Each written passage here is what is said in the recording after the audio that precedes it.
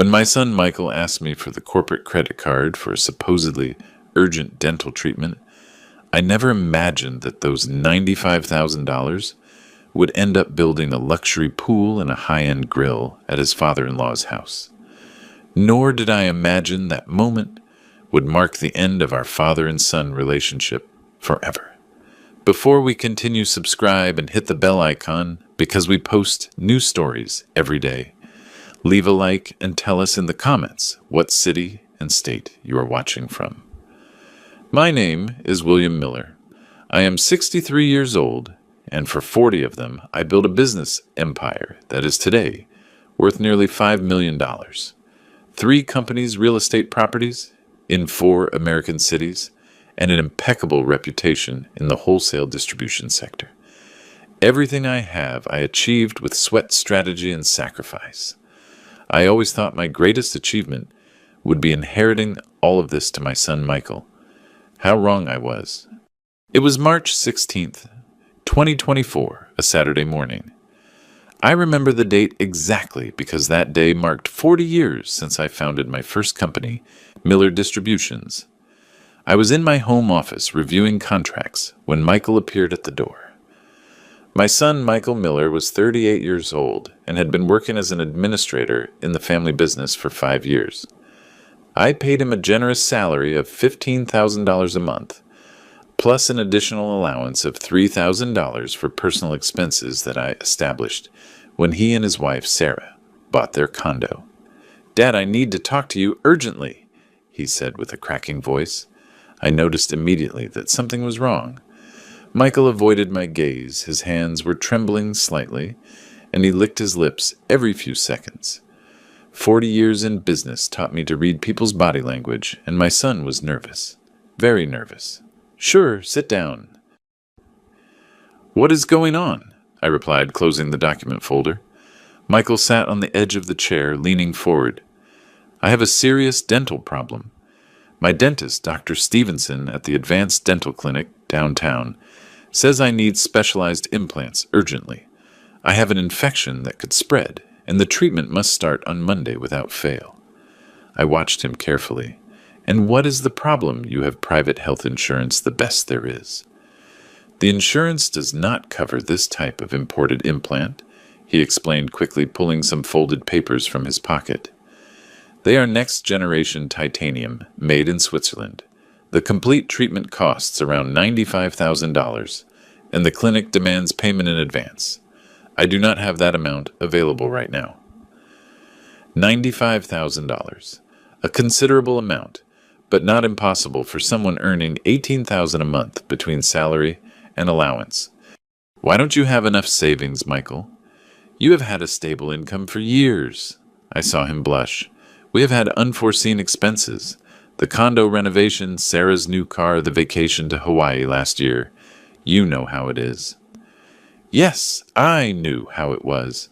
My son and my daughter-in-law, Sarah, lived beyond their means, constantly buying unnecessary luxuries. But he was my son, my only offspring, and I thought perhaps it was time to teach him financial responsibility in another way. "I am going to propose something," I said, leaning back in my leather chair. "I will lend you the corporate card for the treatment, but I want all the receipts and detailed invoices, and we will establish a payment plan where you deduct $2,000 a month from your salary until the debt is settled. Does that seem fair?" I expected resistance or negotiation, but Michael nodded immediately. Too immediately. "Perfect, Dad. Thank you so much. I promise I will pay back every cent." He handed me the papers he had taken out. They were documents with the letterhead of the Advanced Dental Clinic, detailed estimates, dental x-rays. Everything looked legitimate at first glance, but that nervousness, that rush, that excessive relief when I accepted, something in my gut screamed that something did not add up. I opened my desk drawer and took out the American Express Platinum corporate card. Before handing it to him, I held it for a few seconds, looking him directly in the eyes. "Michael, this card has a limit of $200,000 and is connected directly to the main account of Miller Distributions. It is a huge responsibility. Are you sure you will only use it for the dental treatment? Completely sure, Dad. Only for that, he replied without hesitation, reaching out his hand. I handed him the card. He put it in his wallet with trembling hands and stood up quickly. I have to go. Sarah is waiting for me. Thanks again, Dad. You are the best. He gave me a brief hug and left the office, practically running. I remained alone, looking at the documents he had left on my desk. I reviewed them more carefully. The letterhead was correct. Dr. Stevenson's signature looked authentic, but there was something. I did not know exactly what. I turned on my computer and searched for the Advanced Dental Clinic. It existed. It had good reviews. Dr. Stevenson was listed on their staff. Everything seemed in order. But 40 years building companies taught me a fundamental lesson. Trust, but verify. Always. I opened the bank application on my computer and did something Michael was completely unaware of. I set up automatic alerts for every transaction made with that corporate card. Every time it was used, regardless of the amount, I would receive an immediate notification on my cell phone with the full details: merchant amount, location, exact date and time. My son did not know it, but he had just become the protagonist of a test. A test about honesty, about trust, about whether the man I had raised really had the values I always tried to instill in him. As I put the documents in a new folder labeled Michael Dental, Treatment, March 2024, I felt a strange weight in my chest, a mixture of hope and foreboding. I hoped I was wrong. I hoped my suspicions were unfounded, a product of my cautious nature after decades dealing with dishonest suppliers and cheating partners. But deep down, very deep down, a little voice whispered to me that I had just opened a Pandora's box that would change my life forever. The first notification arrived on my cell phone on Monday, March 18th at 10:43 in the morning. I was in a meeting with suppliers when I felt the vibration in my pocket. I discreetly looked at the screen. American Express Platinum Charge, Ramos Construction Hardware, Oak Brook, Illinois, $5,000. $5,000 at a hardware store. In Oak Brook, not downtown where the dental clinic supposedly was. I maintained my composure, but my mind started working at full speed. Maybe the clinic had an agreement with some supplier for specialized materials. Maybe there was a logical explanation. I decided to wait and observe. 2 hours later, another vibration. American Express Platinum Charge, Premium Aqua Pools, Oak Brook, $13,500. $13,500 at a pool company. I felt my blood freeze in my veins, but outwardly I remained unperturbed. During that meeting, I closed a contract for $150,000, while inside the image I had of my own son began to crumble. When I got home that night, Linda, my wife of 39 years, noticed something was worrying me. "Are you okay, honey? You look distant," she asked while we were having dinner. Linda, the woman I had been married to for nearly 4 decades, knew me better than anyone. "Just tired." It was a long day at the office. I lied. I did not want to involve her until I was absolutely sure of what was happening. If my suspicions turned out to be unfounded, there was no point in worrying her unnecessarily. During the following days, the notifications continued to arrive with alarming frequency. On March 20th, Northern Landscaping, $9,000. On the 23rd, Lopez Building Materials, $6,500. On the 26th, Weber Grills Imports, $4,000. Every transaction was a dagger in my paternal trust, but also fuel for my determination. I kept a meticulous record in an encrypted spreadsheet on my personal computer. Date, time, establishment, amount, location. By the end of March, the sum amounted to $45,000. Not a single charge corresponded to dental clinics, medical laboratories, or health providers. On April 2nd, I called my old friend Mark Evans, a private investigator I had worked with on several corporate fraud cases during my business career. We met at his discreet office downtown. William, it has been years. He greeted me with a firm handshake. Mark was 57 years old, with a buzz cut and eyes that missed no detail. I need you to investigate someone strictly confidentially, I said, handing him a folder with all the recorded transactions. It is my son, Michael. Mark reviewed the documents without changing his professional expression. After 30 years in the business, nothing surprised him. What do you need exactly? Discrete surveillance photographs of what he is doing with that money. All transactions point to Oak Brook, specifically a residential area. I want to know whose property my money is being spent on, and who the owner is. Do you have any suspicions? Mark asked, taking notes on his tablet. His father-in-law, Robert, lives in Oak Brook. 68 years old, retired from the banking sector. He always seemed like an ambitious man. Mark nodded. I will have weekly reports for you. Photographs, exact locations, activity schedules, everything documented. The reports started arriving punctually every Friday. The first one, dated April 9th, included 16 high-resolution photographs. The property was a 2-story house in a gated community. The tax records confirmed it belonged to Robert. The images showed construction trucks, workers installing metal structures, piles of materials stacked in the garden. The second report, from April 16th, was even more revealing. Photographs of Michael personally supervising the work, pointing out details to the workers, reviewing blueprints with the foreman.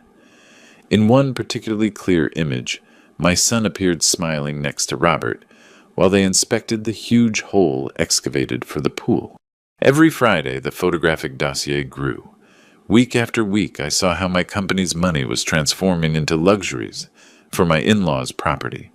A concrete pool with an integrated heating system, a barbecue area with an imported stainless steel grill, a motorized aluminum pergola, premium artificial turf installed by specialists, automated irrigation system, LED garden lighting, an 8-person outdoor jacuzzi. Meanwhile, the transactions continued. In April, $33,000 more. In May, another $24,000. By mid-June, the total reached exactly $95,000. The fascinating thing was observing how Michael acted with total normality during that period. He came to the office on time-chaired meetings, presented reports as if nothing was happening. We even had dinner together as a family twice during those months. On both occasions, I watched him closely, looking for signs of guilt or remorse. Nothing. He chatted animatedly about business projects, laughed with his mother, acted like the exemplary son. Linda commented in May that Michael seemed especially happy lately. It must be because he finally solved that dental problem that bothered him so much, she added innocently. I nodded without saying a word, feeling the silent rage growing inside me. On June 18th, I received the final report from Mark. 48 pages documenting 3 months of activity. Photographs taken from multiple angles, intercepted invoices, conversations legally recorded from public spaces. The evidence was overwhelming and irrefutable. That night alone in my office, I reviewed all the material for the 3rd time. $95,000 of corporate funds systematically diverted to luxury improvements on someone else's property. My son had lied directly to my face, betrayed the trust placed in him, and used business resources to benefit his father-in-law, while I involuntarily financed his fraud. But the part that hurt the most was not the money. $95,000 was recoverable. What was truly devastating was discovering that I had raised someone capable of looking me in the eyes and lying to me without blinking for 3 consecutive months. I closed the folder and put it in my personal safe. It was not time to act yet. I needed additional information. I needed to fully understand the situation before executing my response. Because there was going to be a response. Meticulous, strategic, and relentless. My son did not know it yet, but he had just dug his own professional and family grave, and I had all the shovels documented photographically. I needed to understand the full picture before acting. The $95,000 were just symptoms. But what was the disease? Why had Michael chosen to betray me right now?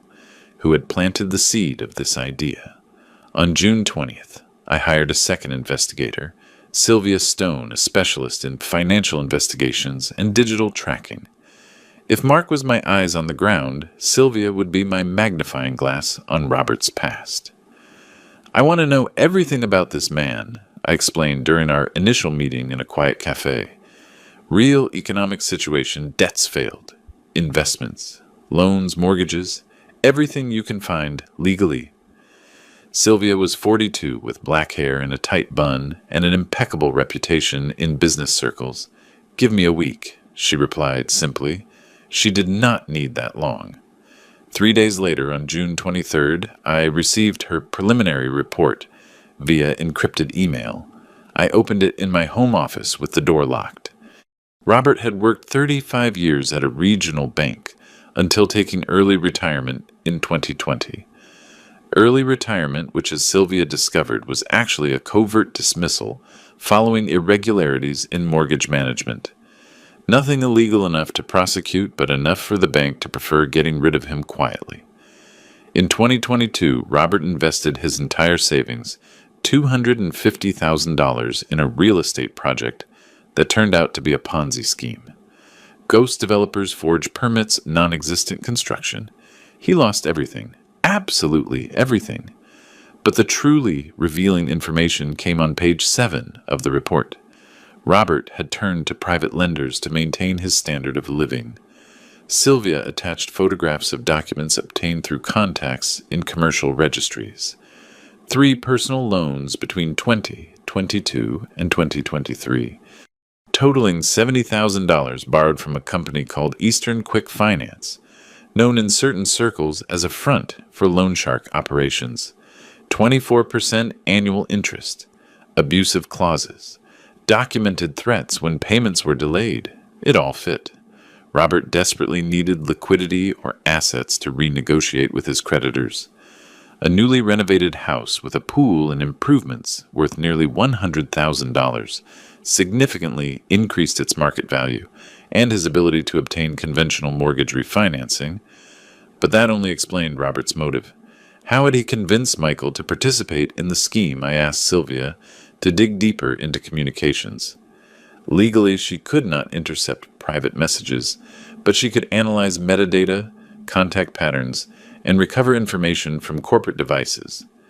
Michael used a cell phone provided by the company, technically property of Miller Distributions. Sylvia obtained a limited court order under the justification of an internal audit for suspected corporate embezzlement. Judge Martinez, a serious magistrate, who knew my business reputation, authorized access to the messaging records of the work device. On June 28th, Sylvia handed me complete transcripts on a USB drive. I locked myself in my personal study and began to read. Conversations between Michael and Robert since January 2020, 4 months before the alleged dental problem. Robert, January 14th. Michael, I need to talk to you about your and Sarah's future. The house where I live has huge appreciation potential. With some strategic improvements, its value could double. Michael, January 14th. What kind of improvements? Robert, January 14th. Pool quality outdoor area, professional landscaping. An investment of about $100,000 that would turn this property into a solid family asset. When I am gone, it will be yours.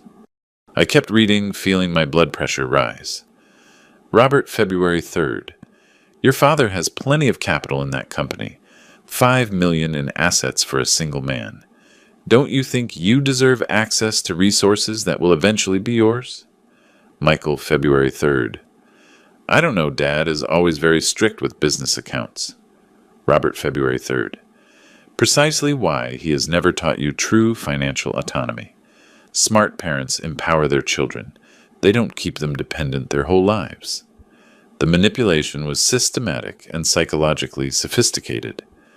Robert had identified exactly Michael's insecurities, his subordinate position in the company, his economic dependence on me, his need for validation as a capable adult man. Robert, February 25th. Think of this as an inheritance advance. You invest in family property that will belong to Sarah and you. Your father won't even notice it among all his business movements. And if he asks you, calmly explain that you decided to make a smart investment. Michael, February 25th. What if he gets mad? Robert, February 25th. Get mad because his son shows business initiative. That would be contradictory coming from a businessman. Besides, technically, you are not stealing. You are taking what morally already belongs to you. Reading those lines, I realized I had gravely underestimated Robert. He was not just an opportunistic in law. He was an experienced manipulator who had studied my son, identified his weak points, and exploited each one methodically. Later, I found the message that had probably inspired the dental treatment excuse. Robert, March 10th. You need a solid pretext to ask for access to corporate funds. Something urgent medical that justifies large amounts. How about a specialized dental treatment? I have an acquaintance at a clinic who can prepare convincing documentation. False documentation. The papers Michael had shown me were frauds, elaborated specifically to deceive me. I continued reading for hours. There were over 200 exchanged messages. Robert directing every step, Michael obediently executing. Sarah occasionally appearing in group conversations, choosing finishes and materials for her future family home. The most disturbing part came in a message from April 15th. Robert, April 15th. Your father is from another generation. For them, accumulating was success. For us, living well is success. You are simply modernizing the relationship between capital and quality of life. In 20 years, when you inherit everything, you will remember this moment as when you finally took control of your own destiny. I turned off the computer, feeling a mixture of controlled fury and deep sadness. My son had not woken up one morning deciding to rob me. He had been systematically convinced that taking my money was a legitimate act of adult emancipation, that I was the problem for not voluntarily handing over resources to finance his father-in-law's whims. Robert had transformed theft into a life philosophy. Now I fully understood what I was up against. Not just filial disloyalty, but months of psychological conditioning. Defeating this would require more than simple confrontation. It would require surgical strategy. I opened a new file on my computer and began to plan the next steps with the same methodology I used for complex business acquisitions. My counterattack would be devastating.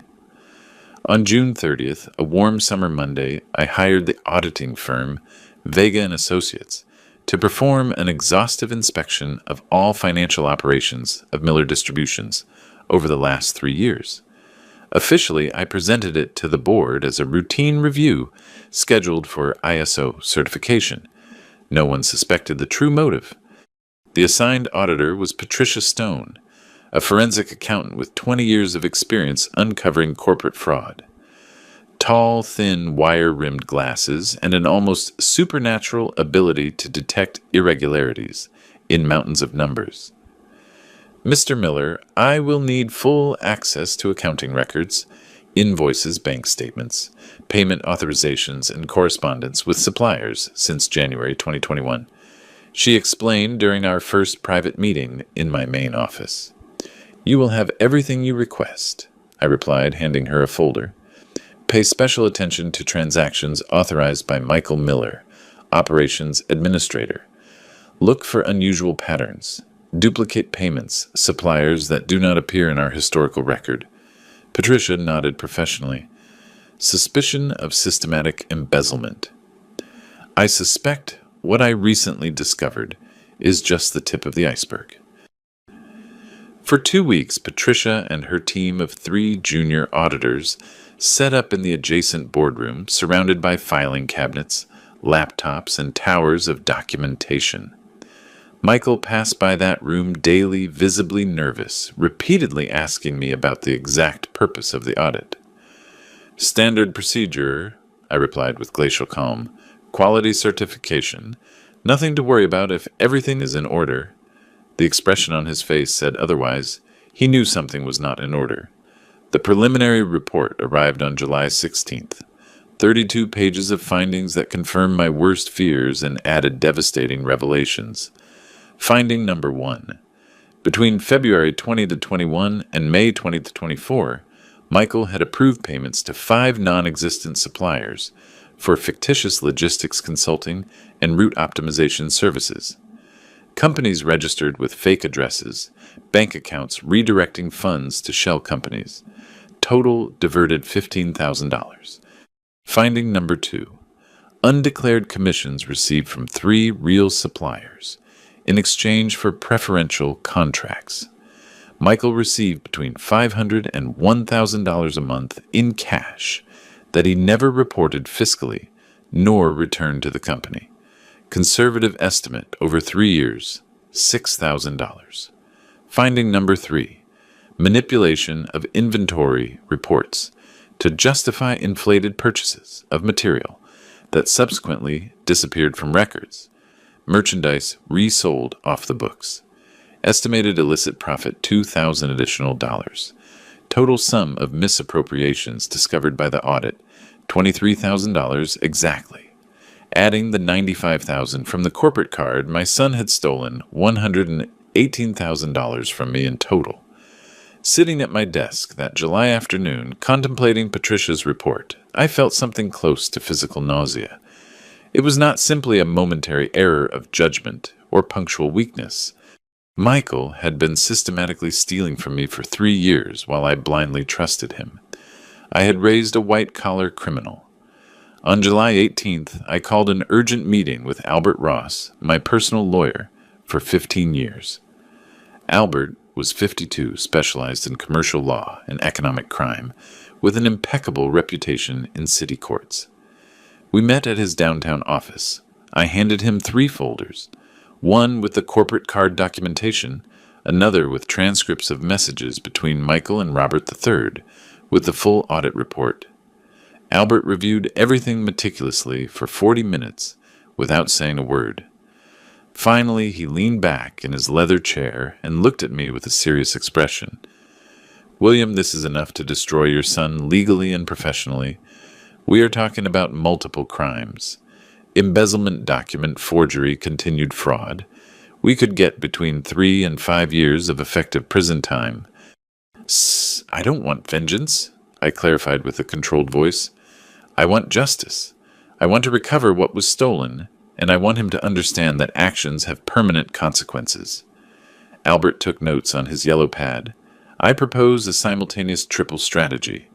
First, a civil lawsuit for full restitution of $118,000, plus legal interest and moral damages. Second, justified dismissal with serious cause that voids severance and allows labor claims for breached fiduciary responsibility. Third, criminal complaint for aggravated embezzlement due to abuse of family and corporate trust. Estimated process time, I asked. With the evidence you have gathered, we can accelerate everything. Civil lawsuit resolves in 6 months max, with a favorable sentence almost guaranteed. Labor dismissal is immediate effective in 24 hours.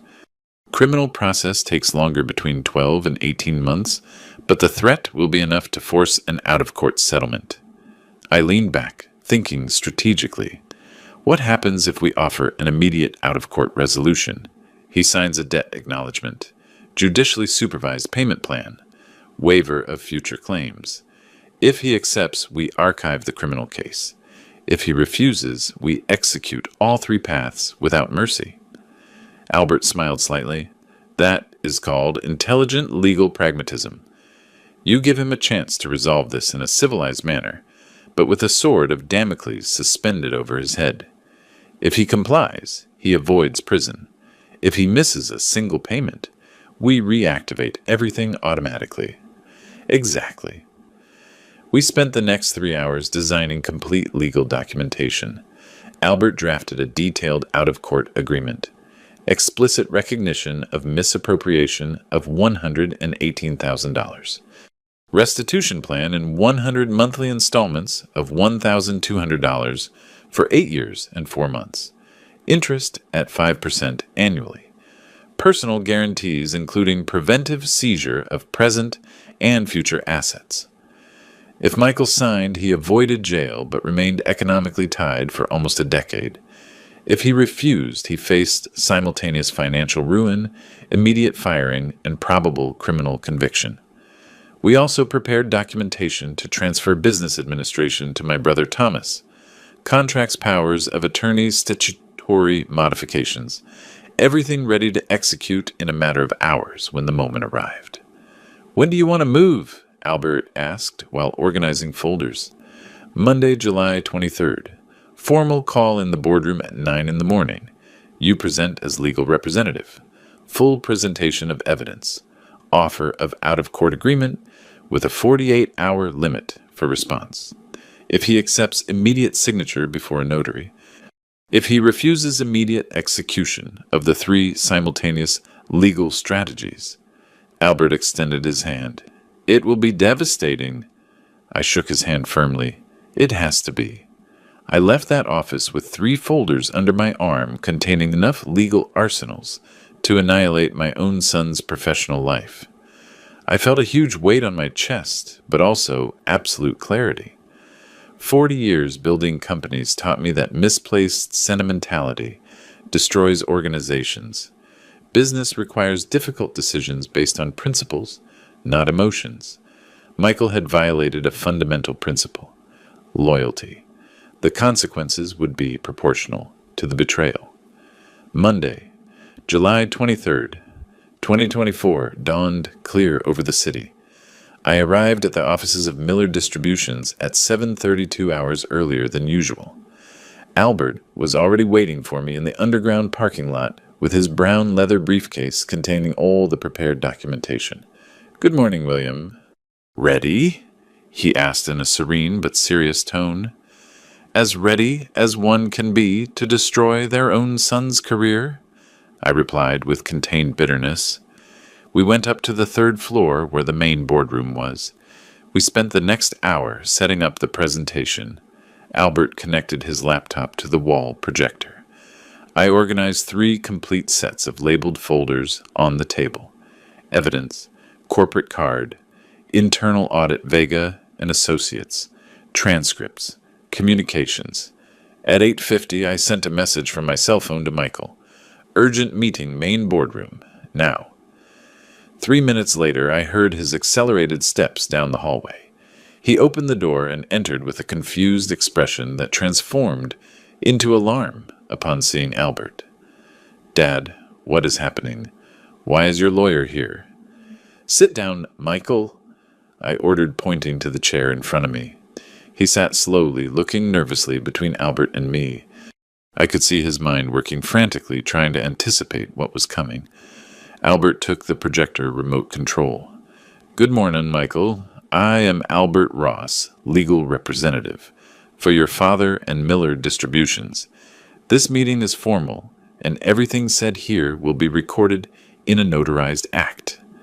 The screen lit up showing the first slide: Investigation for Misappropriation. Case: Michael Miller. Michael paled instantly.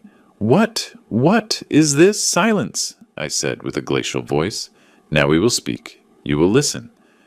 Albert advanced to the next slide, showing the corporate card statement. "On March 16th of this year, you asked your father for access to the corporate card, alleging an urgent need for dental treatment for an amount of approximately $95,000. Is that correct?" Michael swallowed visibly. "Yes, but—" "I said listen," I interrupted sharply. Albert continued. "During the following 3 months, you made charges for a total amount of $95,000. None of these transactions correspond to dental clinics, medical labs, or health providers." The screen now showed a detailed list: Ramos Construction Hardware, Premium Aqua Pools, Northern Landscaping, Weber Grills Imports, Lopez Building Materials. Every transaction with date, time, exact location, and amount. Michael tried to speak, but his voice came out broken. "Dad, can I explain?" "Explain what exactly?" I asked, leaning forward. "Explain how you looked at my face and lied deliberately. Explain how you used corporate funds to finance luxury renovations on Robert's property. Albert then projected Mark's photographs. Sharp images of the house in Oakbrook, pool under construction, Michael supervising works, Robert inspecting installations next to my son, imported grill being assembled, landscapers installing artificial turf. These photographs were taken between April and June during an authorized private investigation, Albert explained with a professional tone. They document the real destination of the misappropriated money. Michael had started to shake. His hands gripped the armrests of the chair until his knuckles turned white. But we were not finished. Albert advanced, showing screenshots of the messages between Michael and Robert.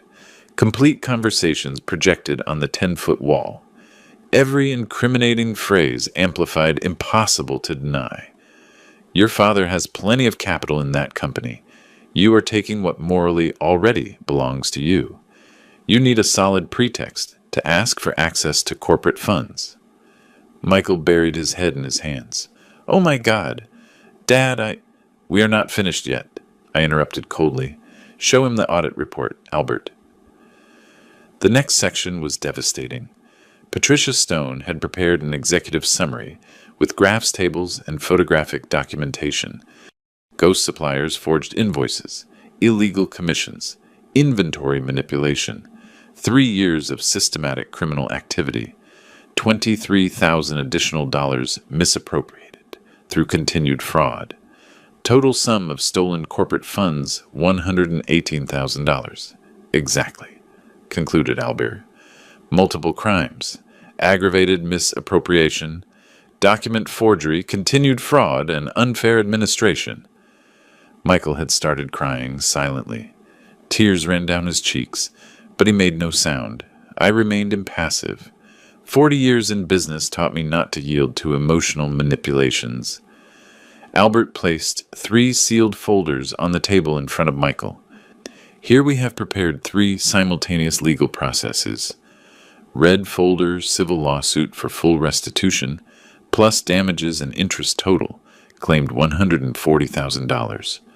Blue folder, immediate justified dismissal with serious cause for misappropriation without severance and with claim for fiduciary responsibility.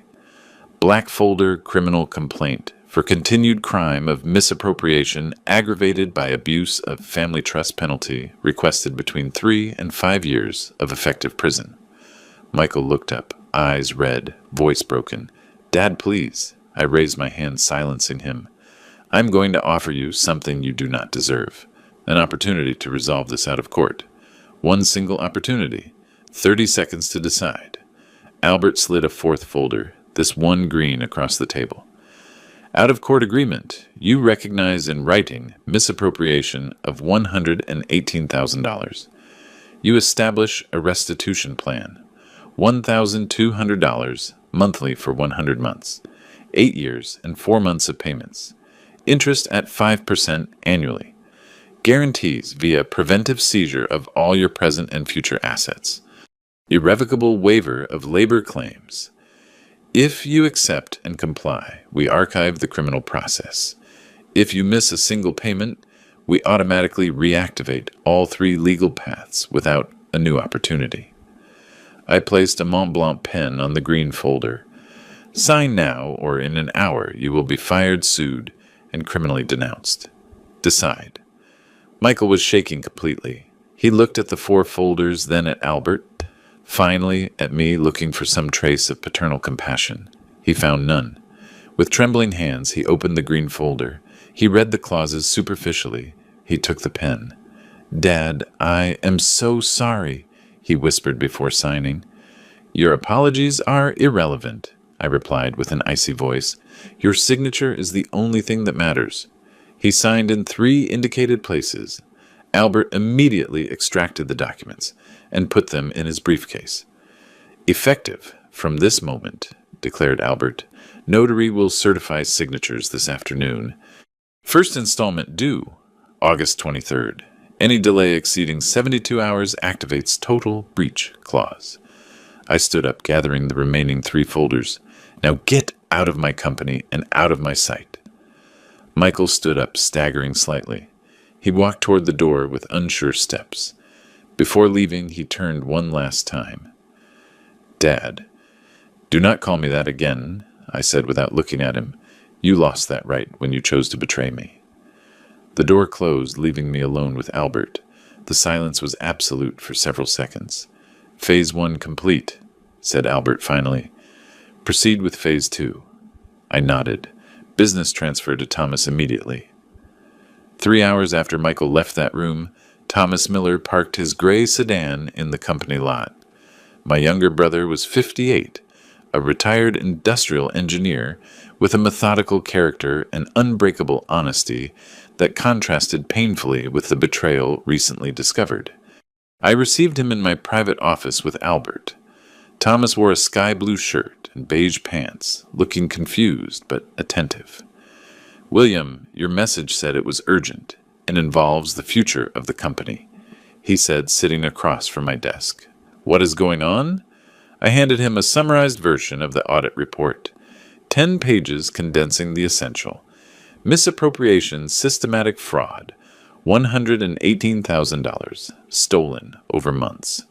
Thomas read slowly, his expression transitioning from surprise to disbelief and finally controlled indignation. He had known Michael since he was born, seen him grow up, attended his wedding. What he read completely contradicted the image of the nephew he thought he knew. Good God. "William, how could he do this?" "That question no longer matters," I replied with a pragmatic tone. "What matters now is protecting what I built for 40 years. I need someone of absolute trust administering operations. Someone with solid principles, technical capacity, and proven loyalty." Thomas looked at me, understanding where the conversation was going. "Are you offering me the position of general manager?" "I'm handing it to you," I corrected. "Albert has prepared all contracts. Immediate effective transfer. Salary of $12,000 a month, performance bonuses. 15% minority participation in annual profits. Full authority over operations, hiring, and corporate finances." My brother remained silent, processing the proposal. Finally, he asked, "And Michael?" "Michael signed a debt acknowledgement and restitution plan this morning. He is no longer part of this organization, nor my life. That door closed permanently." Albert intervened, placing a thick folder on the desk. "Thomas, here are appointment contracts, powers of attorney, statutory modifications, access to corporate bank accounts, and complete documentation of current operations. If you accept, we go right now before a notary to formalize everything legally. In 3 hours, you will be officially in command." Thomas took the folder, opened it, reviewed the first pages. Then he looked directly at me. "Brother, you know you can count on me always. But this means your relationship with Michael is completely destroyed." "Are you sure completely?" I affirmed without hesitation. "When someone steals from you, looking you in the eyes for months, they stop being family. They become a simple criminal who coincidentally shares your last name." Thomas nodded gravely. "Then I accept. I will make this company prosper in a way that you never doubt your decision." We shook hands, sealing something deeper than a labor contract. It was a transfer of legacy, an act of radical trust after devastating betrayal. We left the three of us toward the notary downtown. For 90 minutes, we signed documents, certified powers, registered corporate changes. At 3:15 that afternoon of July 23rd, Thomas Miller was officially general manager of Miller Distributions, with full powers. We returned to the office to execute the next phase. Systematic dismantling of all privileges Michael had enjoyed for years. First action, cancellation of access to corporate bank accounts. I called the bank manager directly. Effective immediately. Michael Miller is removed from all accounts, cards, and authorizations associated with Miller Distributions. Only additional authorized person from now on, Thomas Miller. In 15 minutes, Michael lost access to corporate liquidity he had used for personal expenses for years. Second action, cancellation of personal allowance. I called the chief accountant. Transfer of $3,000 monthly to Michael Miller's personal account is suspended permanently. Effective today, no exceptions. $3,000 monthly that Michael spent on expensive restaurants, brand clothes, and various whims evaporated. Third action, cancellation of premium health insurance. I contacted the insurance provider. Corporate policy number 74321. Beneficiary Michael Miller and spouse Sarah. Cancel coverage effective end of month. No renewal. The insurance cost them $800 a month. In 30 days, they would have to pay for private insurance out of their pocket. Fourth action, recovery of corporate apartment. Michael and Sarah lived in a condo owned by the company in a high-end district, valued at $500,000. Albert drafted an eviction notice. You have 30 days to vacate. After that period, we proceed judicially. Thomas personally delivered the notice in a sealed envelope to the building security, with instructions to give it to Michael that same afternoon. Fifth action, blocking of investment fund. Years ago, I had established a savings and investment account destined eventually for Michael as an inheritance advance, $500,000 in index funds and stocks. I contacted my financial advisor. Investment account number A, T4789. Beneficiary designated Michael Miller. I modify beneficiary to a charitable foundation I will establish soon. Document it notarially. $500,000 that Michael considered practically his redirected toward causes that really deserve support. Sixth action, recovery of corporate vehicle. Michael drove a BMW 5 Series property of the company valued at $75,000. Thomas called a towing company. I need recovery of a corporate vehicle, located probably in Oak Brook. Full legal authorization. Bring it to our facilities tonight. At 8 in the evening, the BMW was parked in our corporate garage. Michael would have to use public transport or buy a car with money he no longer had. When we finished, it was almost 9 at night. In exactly 6 hours, we had executed a complete administrative transfer and total dismantling of the privileged life Michael had built on my trust. Thomas, exhausted but satisfied, was putting documentation in new binders. It is impressive how fast everything can change, he commented. Building takes decades. Destroying takes hours, I replied with deep tiredness.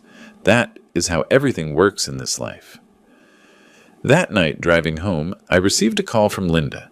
Her voice sounded broken. She had been crying. William Michael just arrived. He is destroyed. He says you took everything from him. Please, can we talk? Tomorrow, I said simply. Today was a very long day.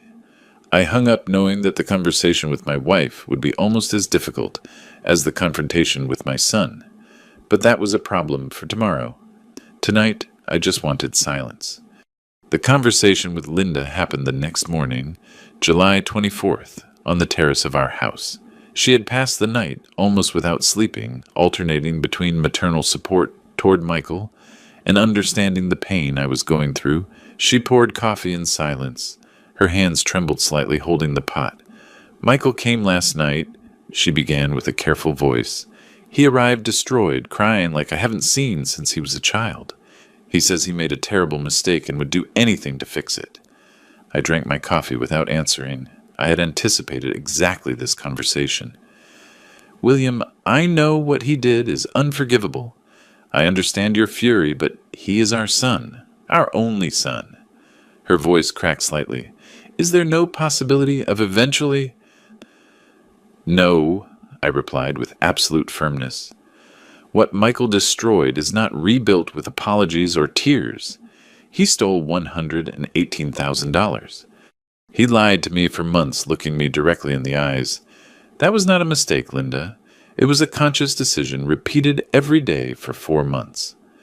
Linda wiped her eyes with a cloth napkin. I know you are completely right, but I am his mother. I cannot simply... I'm not asking you to, I interrupted with a softer tone. You are his mother. That bond is yours to handle as you consider appropriate. But I am no longer his father in any sense that matters. That relationship died the moment he chose to betray me. We remained in silence for several minutes. Birds sang in the garden. The morning was beautiful, contrasting brutally with the family tragedy we were going through. "What is going to happen to them?" Linda asked finally. "Michael lost his job, his salary, the apartment where they live.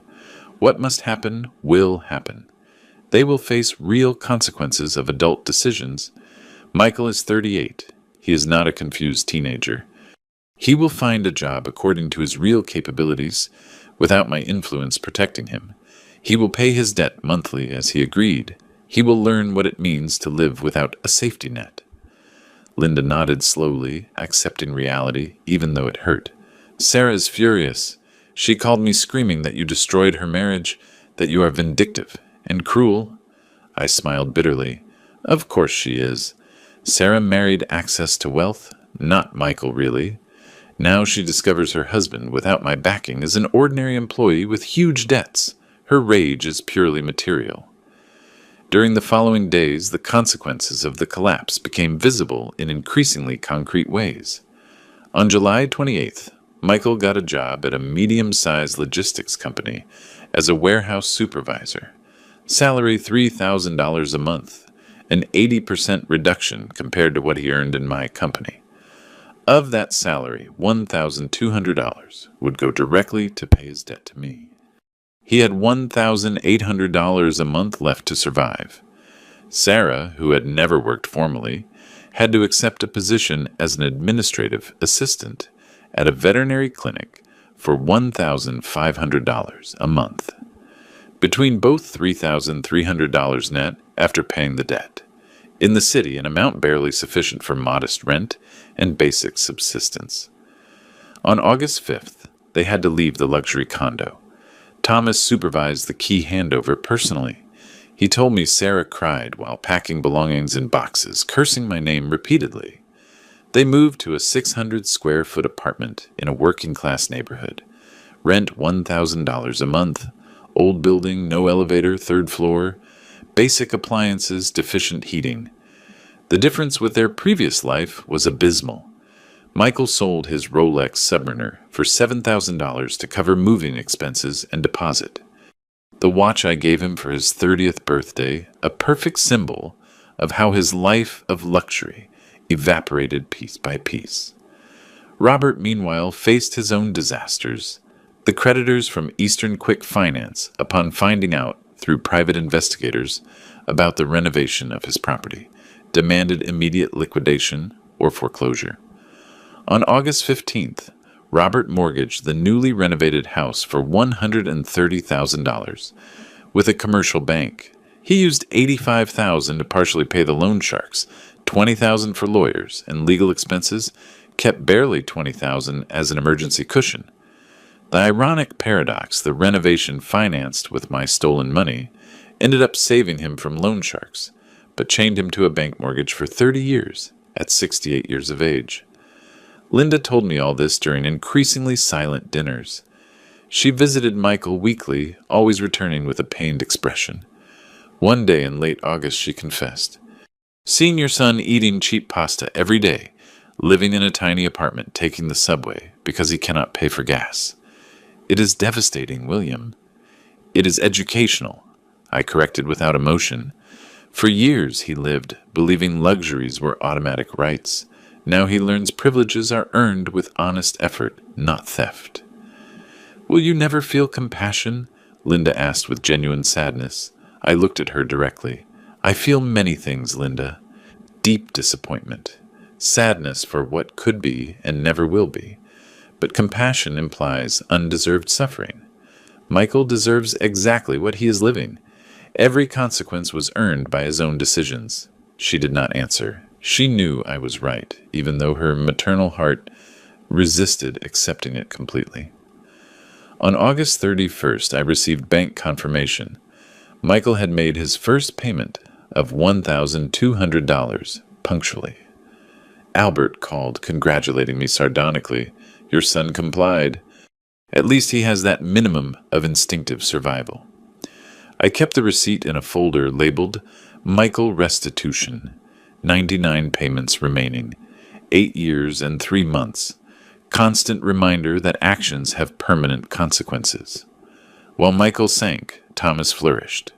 In only 5 weeks as administrator, he had implemented rigorous financial controls that Michael always forgot to establish renegotiated contracts with suppliers, saving 18% in operating costs, identified inefficiencies that cost thousands monthly. The financial statements of August showed an increase of 22% in net margins compared to averages of the previous 6 months under Michael's management. "Your son was a terrible administrator besides a thief," commented Thomas, reviewing figures. "500,000 annually in losses due to negligence or deliberate incompetence." That revelation hurt in a strange way. I had not only raised a traitor, but an incompetent one. Linda finally verbalized what we both knew on September 2nd during breakfast. "You did the right thing, William. It hurts terribly, but it was necessary. Michael needs to learn the hard way what we could never teach him with comfort." I nodded, grateful for her understanding, although it arrived wrapped in maternal pain.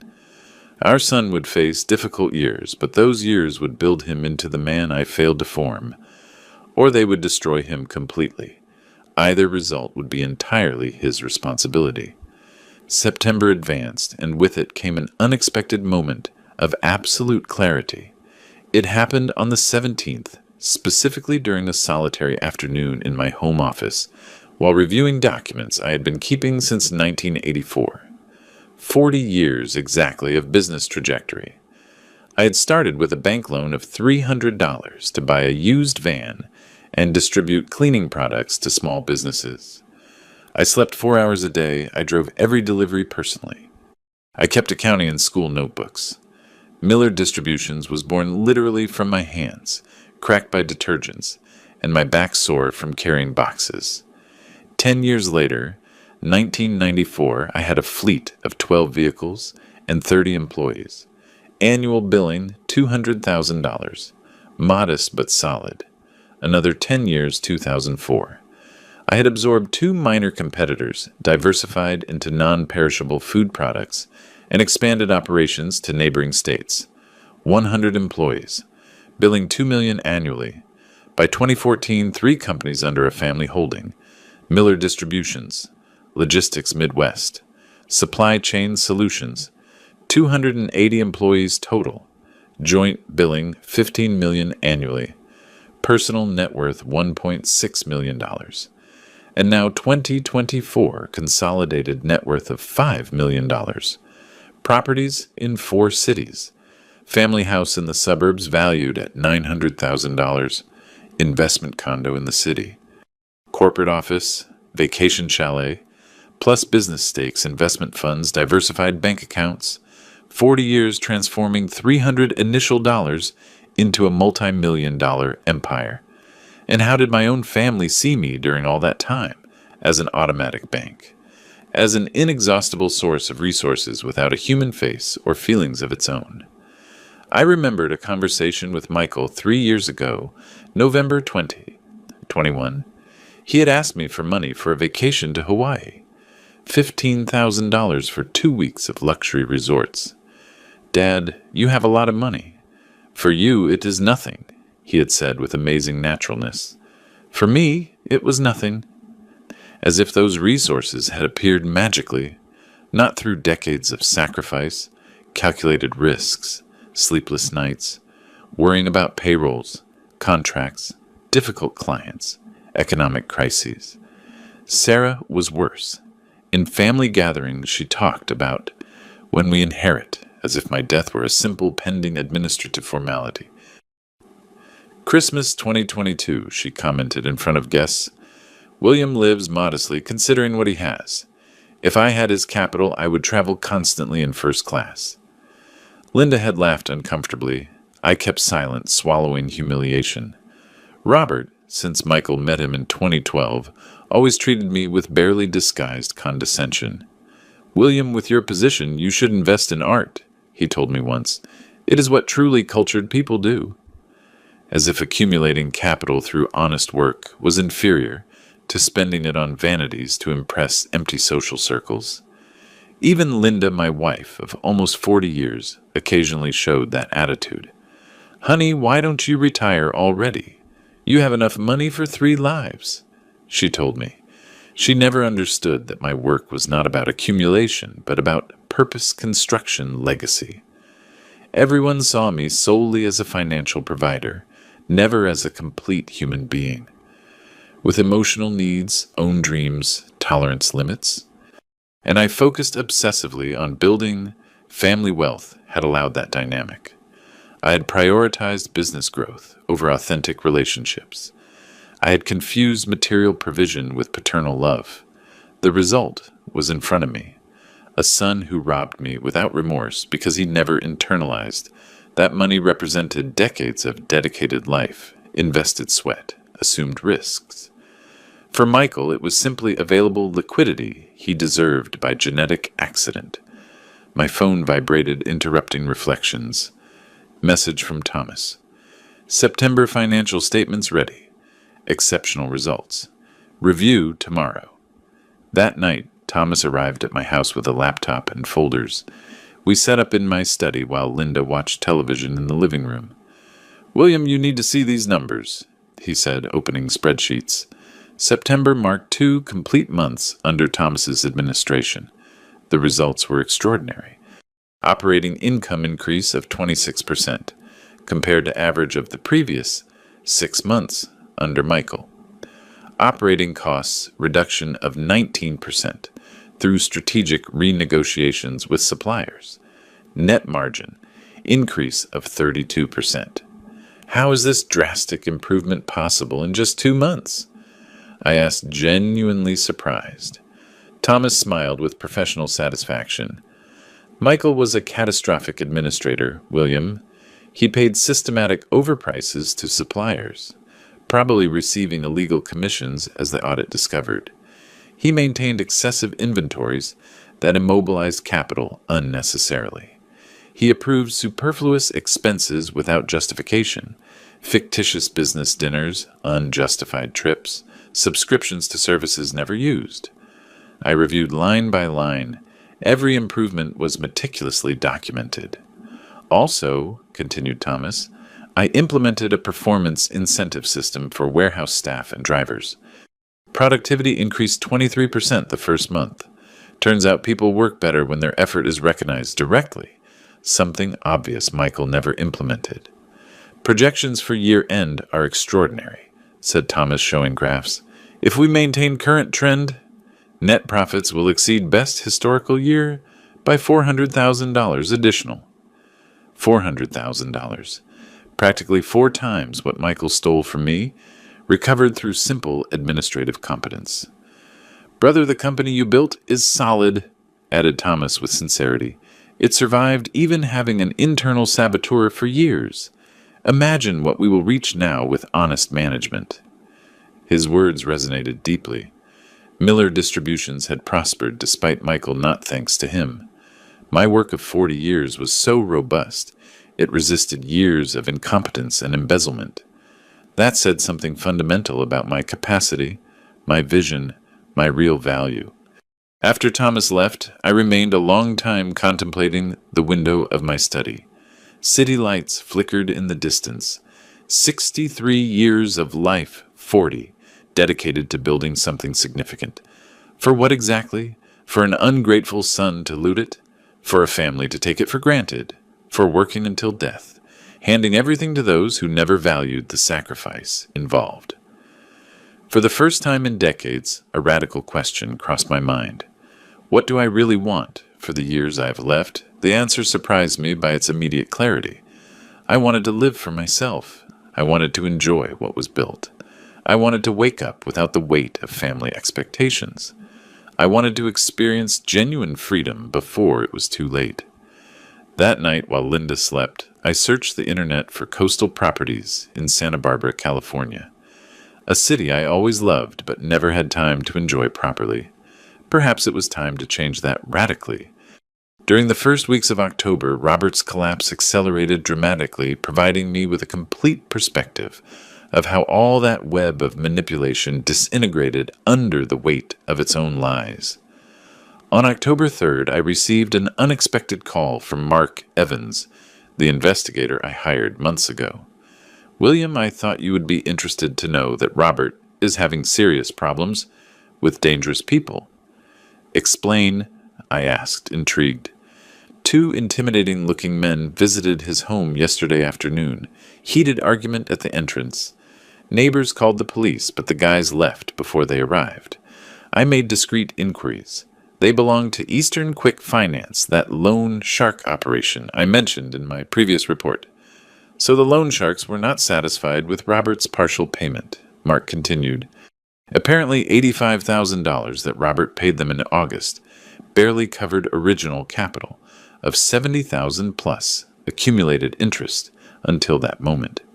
But the clauses of his contract specify penalties for delay that keep generating debt. Now they claim $50,000 additional dollars. $50,000 more? The vicious cycle of predatory lenders." "Does Robert have resources to pay them?" I asked. "Impossible. He spent everything on the bank mortgage and barely has $20,000 emergency left. He is completely trapped." That night, I investigated deeper using banking contacts. I discovered that Robert's mortgage had a monthly payment of $1,000 for 360 months, 30 years at his 68. He would finish paying at 98 years of age. Statistically impossible. His retirement pension was $1,800 a month.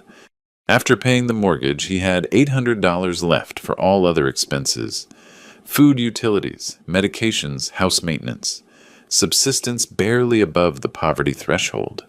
The luxury renovation financed with my stolen money had financially enslaved him until his death. Poetic justice.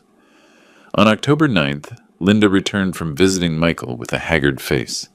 She sat on the living room sofa with a dejected expression. "William, Michael, and Sarah's situation is worse than I imagined. Their apartment has dampness on walls. Heating works halfway, noisy neighbors at all hours. Sarah is on the verge of a nervous breakdown." I drank my tea without commenting. "But the worst is the tension between them," continued Linda. "Sarah blames Michael constantly. She says he ruined their lives to please his father-in-law. They fight every day. Yesterday, Michael mentioned he is considering divorce because he can no longer stand the reproaches. Marriages based on access to money rarely survive when money disappears," I observed with clinical pragmatism. Linda looked at me with a mixture of sadness and recognition. "You are right. Sarah never truly loved Michael. She loved the lifestyle you provided indirectly." "Exactly."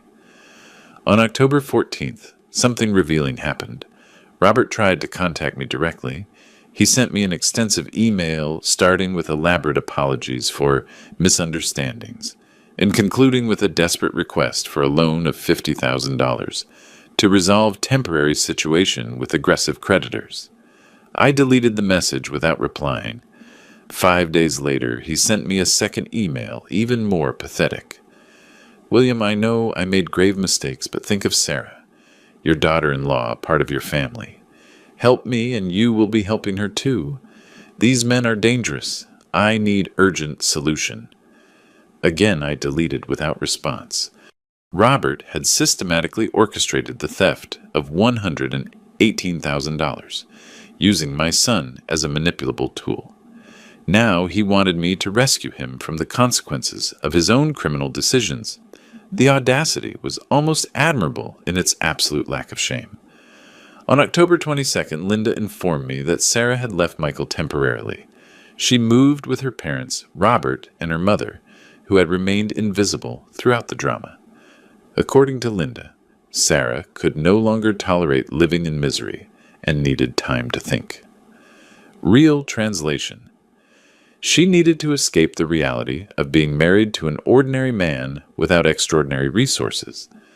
Michael was left alone in that apartment working 10 hours a day in a logistics warehouse, returning to an empty home eating cheap frozen food, paying religiously his $1,200 monthly because he knew failure meant prison. Linda cried frequently during those weeks. Seeing your son destroyed like that, William, is heartbreaking. Seeing your father robbed like that is also heartbreaking, I replied with calculated hardness, but apparently that suffering doesn't count. Linda had no answer for that. On October 29th, I reviewed payment records. Michael had complied punctually for 3 consecutive months. August, September, October. $3,600 recovered out of $118,000 total. 97 installments remaining.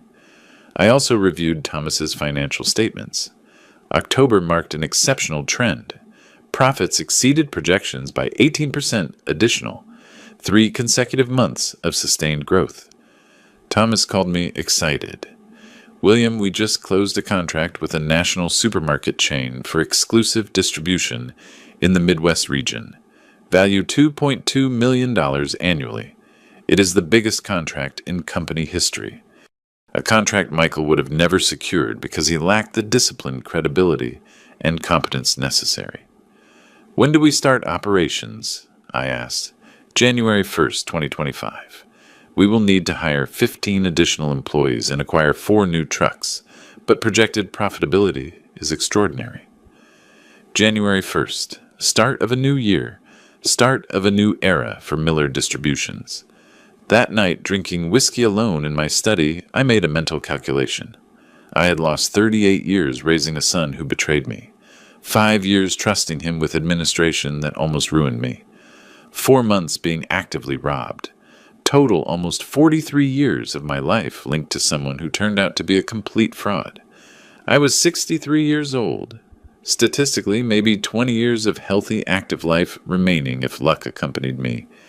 Was I going to waste those 20 years carrying the weight of an irreparable relationship, living in a house full of painful memories, maintaining a family structure that only brought me disappointment? I opened my laptop and resumed the search started weeks ago.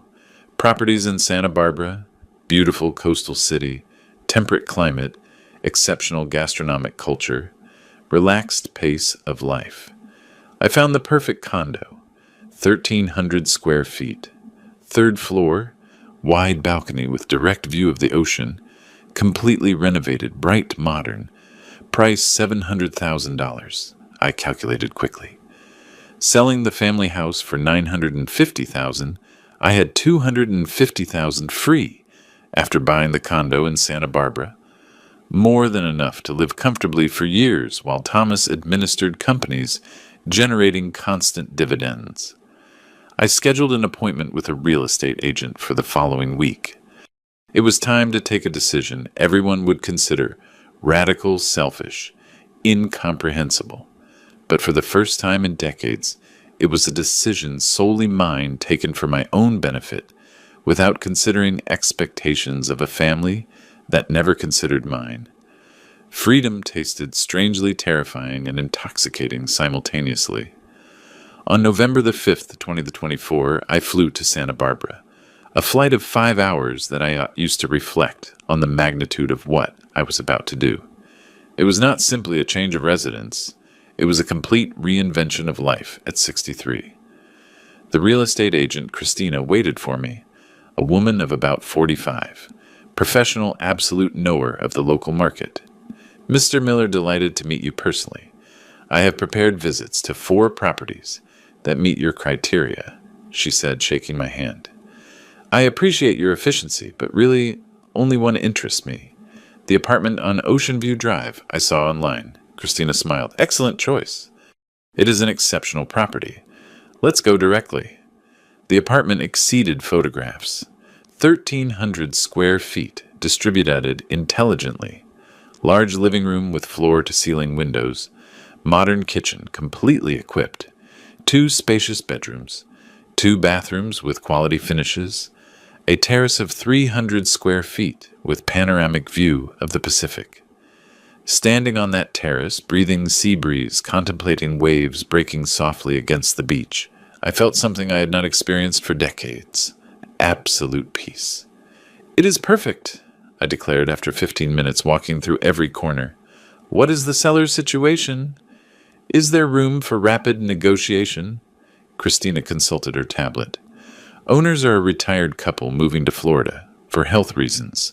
Published price is $700,000, but they are motivated to close quickly. If you offer $680 with cash payment and closing in 30 days, they probably accept immediately.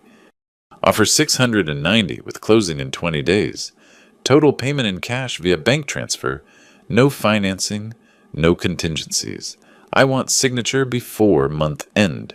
Christina's eyes lit up. That is a very attractive offer. I will contact right now. While she made calls, I walked again through that empty space, imagining my future life there. Waking up early, contemplating sunrise over the bay, breakfasts on the terrace with newspaper and coffee, daily walks on the beach, cooking courses, excursions to nearby vineyards. Life without stressful business meetings, without calls from a traitorous son, without weight of family expectations. 20 minutes later, Christina returned radiant. They accepted $690,000. Closing November 25th. We can start paperwork now. I signed a check as a deposit that same afternoon. On the flight back, I began logistical planning. First critical step, sell the family house.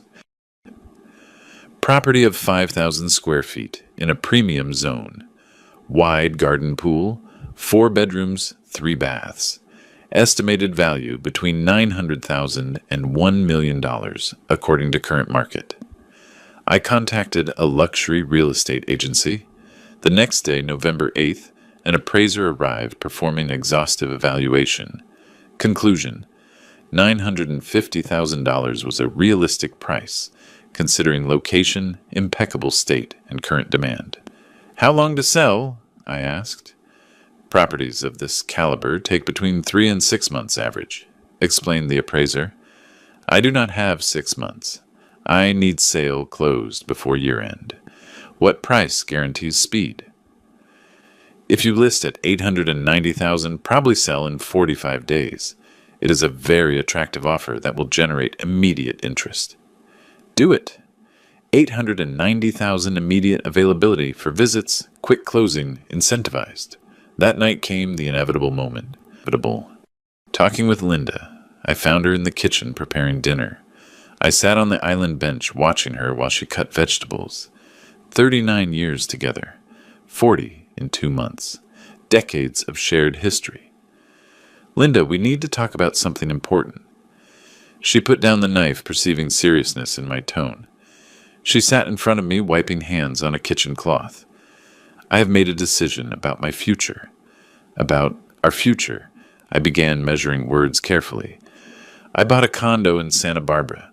I am moving there permanently before year-end. Linda looked at me without comprehending initially. Vacation condo? That sounds wonderful, honey. We can... Not vacation, I interrupted softly but firmly. It is permanent residence. I sold this house. It is already listed with a real estate agency. In approximately a month and a half, we will have buyers. The color disappeared from her face. You sold our house without consulting me. Technically, it is in my name exclusively since 1992.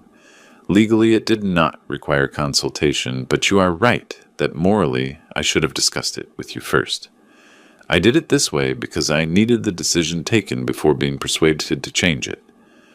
Linda stood up, walking nervously through the kitchen. I don't understand, William. What is happening? What is happening is that I turned 63, having dedicated 40 of them building an empire for a family that betrayed me, underestimated and exploited. Michael robbed me. Robert manipulated me. Even you, Linda, for years saw me mainly as a financial provider. That is not fair, she began with tears forming. It is absolutely fair, I continued calmly. How many times in the last decade did you genuinely ask about my dreams? Not about financial statements. How many conversations did we have about what I want to experience in life? Not about what I can provide materially. Linda kept silent because she knew I was right. I have statistically 15 or 20 healthy years remaining. I am going to live them for me, in a city I love with a rhythm I choose without carrying the weight of toxic relationships. In me? She asked with a small voice. I looked at her directly. You have a choice, Linda. You can come with me to Santa Barbara, build a new life together, just us two without interferences from Michael or family dramas. Or you can stay close to our son, supporting him as the mother you are. I will respect any decision you take, but I need you to understand. I am leaving anyway, with or without you. She cried silently for several minutes. Finally, she asked, When do you need my answer? Moving December 10th. You have a month to decide. Linda nodded without being able to speak more.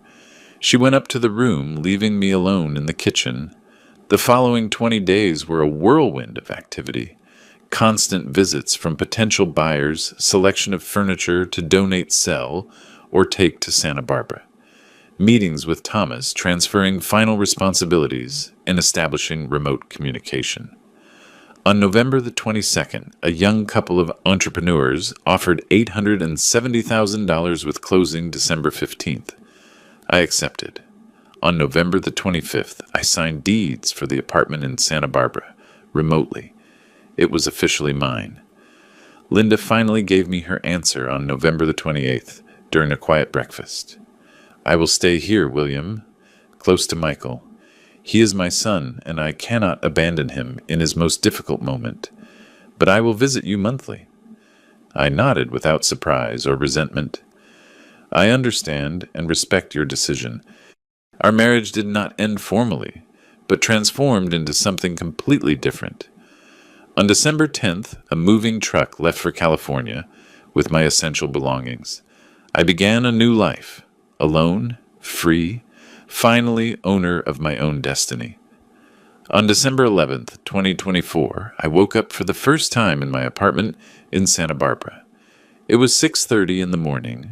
Dim light of dawn filtered through windows, illuminating softly the still semi-empty living room. I prepared coffee in the newly christened kitchen and went out to the terrace wrapped in a thick robe.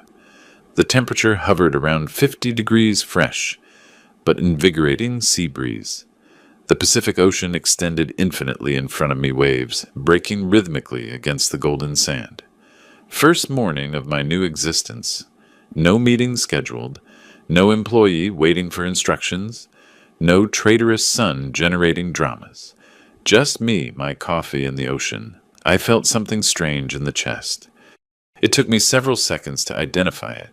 Pure happiness, without nuances or conditions.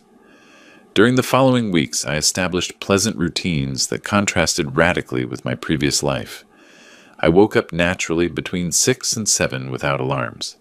I walked an hour and a half on the boardwalk, observing early surfers, habitual runners, old people, walking dogs. I had breakfast in different cafes, trying local specialties. At 10, I took cooking classes. I learned to prepare seafood complex dishes. I cooked for myself, enjoying the complete process from selection of ingredients in the market to final presentation on plate. Afternoons dedicated to readings postponed for decades. Hemingway, Steinbeck, authors. I always wanted to read deeply, but never had time. Thomas sent me weekly reports by email. Companies prospered extraordinarily under his management. December would close with record profits, $500,000 above the best previous year. Contract with the supermarket chain would start January, bringing massive additional growth. Brother, everything works perfectly. Enjoy your deserved retirement, wrote Thomas on December 18th. Retirement. Interesting word. I did not feel retired. I felt finally active in what really mattered, living consciously. Linda kept her promise, visiting from December 20th to 22nd. I picked her up at the airport. She looked tired, aged. Stress of mediating between distant husband and ruined son took a visible toll. I showed her the apartment, the city, my new routines. We walked on the beach, dined in a spectacular restaurant. You are different, William, she observed during that dinner. More relaxed, more alive.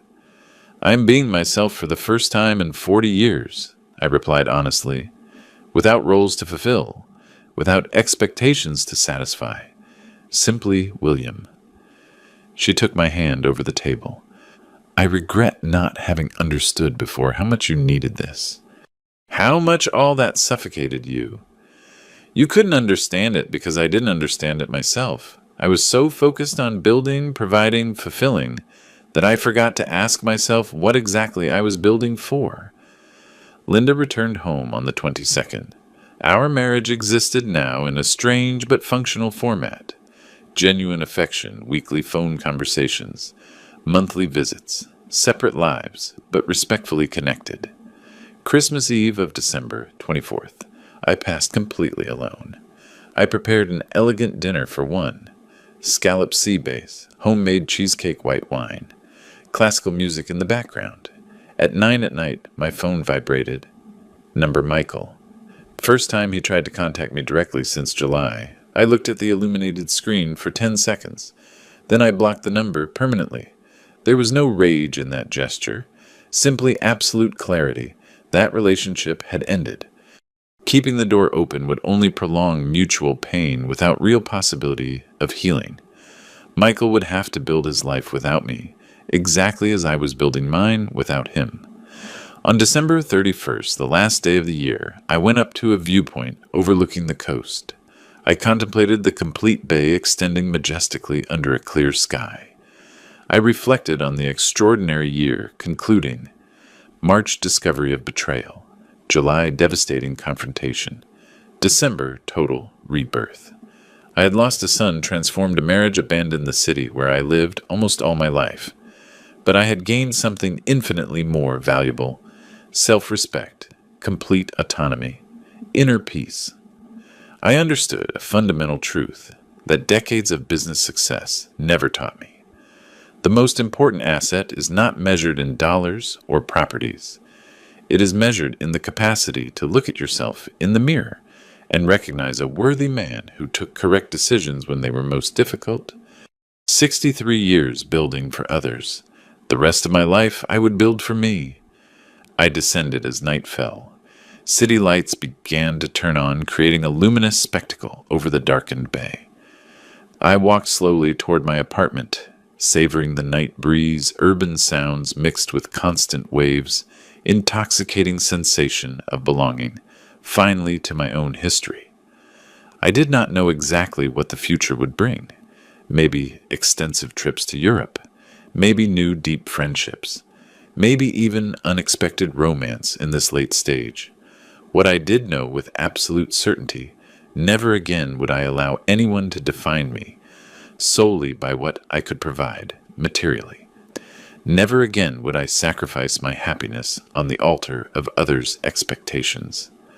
Never again would I confuse genuine love with disguised economic dependence. I entered my home, closed the door, leaving behind a painful but transforming year, and toasted silently with a glass of champagne for the man who finally learned the most important lesson.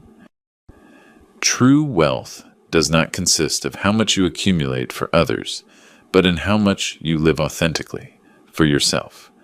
And I, William Miller, retired businessman, disenchanted father, reborn man, finally was truly rich. If you like this story, support us with a like, subscribe to the channel, and leave us your opinions in the comments. To listen to the next story, click on the box that appears on the left. Thank you for joining us.